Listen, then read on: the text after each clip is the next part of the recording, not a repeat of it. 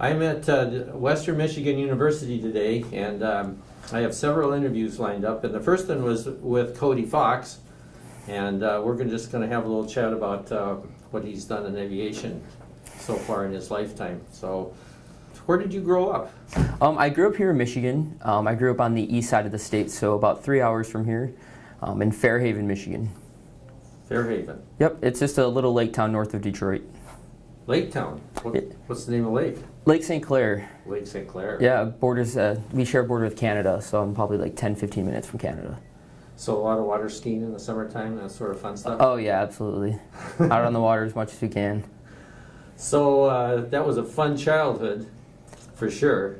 Well, yeah, that's where all the adrenaline and the drive to want to be in aviation kind of came from, was because I liked being around like boats and I liked going fast and all that stuff. And when I was 16, my brother and I, we went on a fishing trip with my dad, and we did rock paper scissors for who got to sit in the right seat of the seaplane that we were in. And I won, and I was 16, and when I was up there I was like, wow, this is totally something I need to be involved with. Although I'm not a pilot, I just was like, I really need to be in aviation. I one day hope to be a recreational pilot for sure. But at 16, when you were in that seaplane, where were you headed in the seaplane? We were going to some island in northern Canada. Northern Canada? Yeah, northern Ontario. So, several hour flight. Well, we drove up until you couldn't drive anymore, and then we got in the seaplane and went to some remote island. And made camp. Yeah, there was a camp there actually.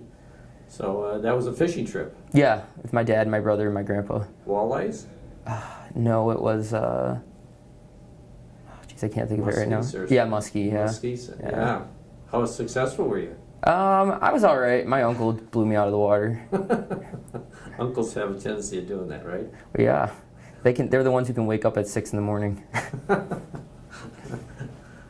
So that you made a decision then that aviation looked kind of good to you, but you didn't want to be a pilot. So what did you decide? At 16, you were like a junior in high school?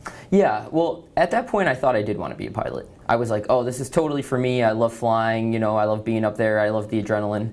And then as soon as I came to school at Western, I hadn't started flying yet. I think if I had, I wouldn't have stopped because I would have loved it so much. But I was waiting a year to begin to make sure I wanted to do it.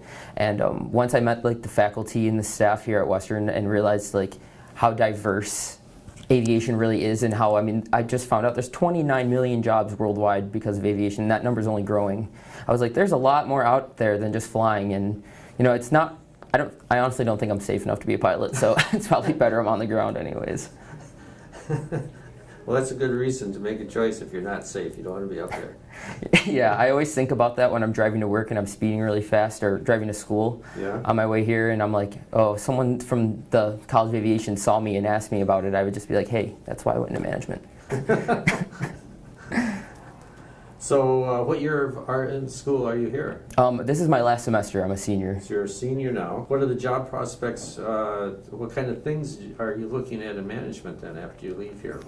Well, I have a French minor, which I was able to get by going to Western, which is actually one of the reasons I chose to come here, is just because I wanted to be at that university setting and level where I could do a lot more with my degree than just, going to aviation. Because if I had decided to do that and went to a smaller school that was really only focused on aviation, it would have been kind of hard to, decide to go into French or do something different. Sure. And so when I was a freshman, I was like, hey, I've always wanted to learn a language, why not French? And so I went and studied abroad last year in Paris. Paris? Yes, and just as of yesterday, actually, I enrolled in an MBA program in Paris. So that when I graduate, I'm going to go and do a 1-year master's program. Fabulous. What school? Not the Sorbonne? No, it's the International School of Management. Okay, and it's in Paris. What part? It's in the 7th arrondissement. 7th, yeah. Yeah, so between Les Invalides and the Eiffel Tower. Yes. Oh, tough life over there. You don't like the food at all, do you? Oh, it's terrible, yeah. You obviously like Paris and France. Have you done any other traveling around France? Yeah, I've been to a lot of other areas in France. I've been to the west, where Bordeaux. Bordeaux, Strasbourg, and then I've visited the south of France too, Nice, Marseille, Bretagne. like Yeah. Omaha Beach, and Oh, yeah. What'd you think of that? I've never been there. Oh, it's really great. Is it Yeah, right? you should see that. Yeah, it's interesting. You know, they actually gave that site to Americans, so it's technically American land where all the graves are and everything. Really? Mhm. All cemeteries? Yeah, it's really neat. Yeah, yeah. I would suggest seeing that. And Mont Saint Michel is about an hour from there Yeah. too. And that's great.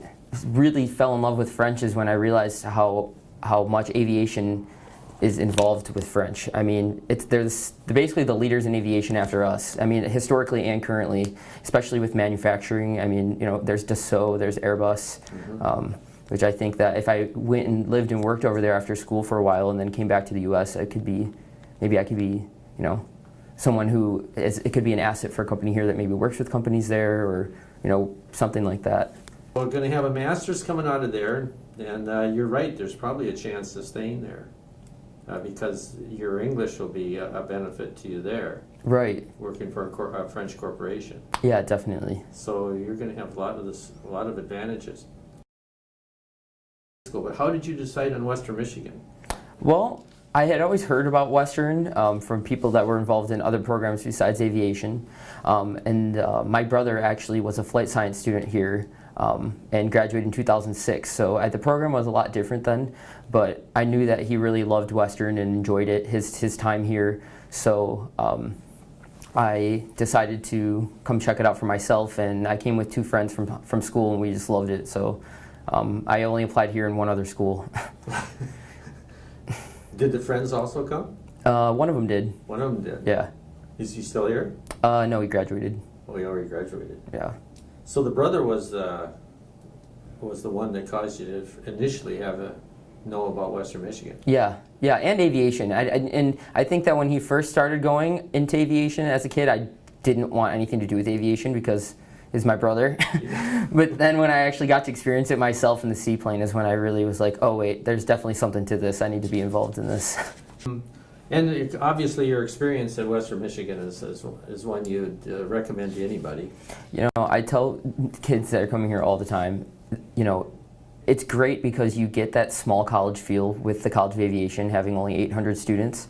And you come out here to Battle Creek and we have our airport and we kind of have all these familiar faces in this little community. Mm-hmm. But then everyone lives in Kalamazoo, so you go back to Kalamazoo and you have all these classes on main campus, and there's, you know, so much going on there because there's several colleges in Kalamazoo, and you know, Western's the largest, but it's a great community, and it's really nice too to be able to make a bunch of other friends just besides aviation people, because aviation's great, but you know, it's nice to know people in other fields too. So do you have any idea what the salary would be for jobs when you get done with your MBA, when you get out and start applying for jobs? You know, do you have any idea what the salaries are like in that area? Well, it really depends on where you go into, because I mean, with this degree, you can go a lot of ways. You could, you know, work for an airline or an airport. You could work for a manufacturer. You could work for, you know, a government agency. I mean, you could sell aircraft. I mean, there is a lot that a lot of different ways you can go. So I guess it really would depend on that. I think it's a very wide range. I know that after I get my bachelor's degree in December, I know people who have landed jobs making, you know, 60 or 70K, and I know people who've started off, you know, a little less than that as well. And then people with your MBA, someone who just graduated with their MBA from Western and had a management degree like me. Mm-hmm. He just landed a job as a consultant. He's making north of 80 grand a year. He travels every other week for work. He can live anywhere he wants. So yeah, I mean, there's a lot of opportunity, and I mean, that's just starting. They sometimes make a joke around here. They're like, "Oh, you management students, you guys are the ones that are gonna make all the money and sign our checks, aren't you?" You have a what time class? At 2 o'clock in Kalamazoo, which is a half hour away. Yeah, it's 1:15. We better tie it up. So, thanks, Cody, for coming in today and talking with me. I really appreciate it. And best of luck in your career. It sounds pretty inviting to me the way you've talked about it. Well, great. Thank you so much. It was a pleasure to meet you.